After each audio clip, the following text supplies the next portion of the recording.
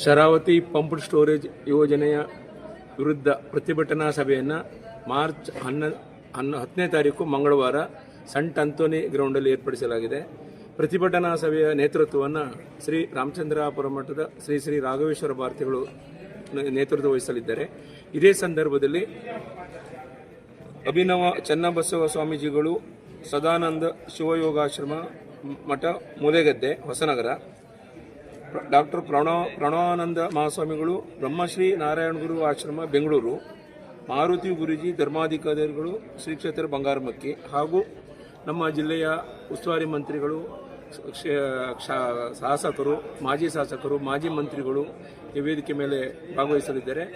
ಈ ಪ್ರತಿಭಟನಾ ಸಭೆಗೆ ಹೆಚ್ಚಿನ ಸಂಖ್ಯೆಯಲ್ಲಿ ಜನ ಬಂದು ಸರ್ಕಾರದ ವಿರುದ್ಧ ಹಕ್ಕೊತ್ತಾಯವನ್ನು ಮಂಡಿಸಿ ಈ ಯೋಜನೆಯನ್ನು ನಿಲ್ಲಿಸುವಂತೆ ನಾವೆಲ್ಲರೂ ಸೇರಿ ಪ್ರಯತ್ನ ಮಾಡಬೇಕು ಮನವಿ ಮಾಡ್ತೀವಿ.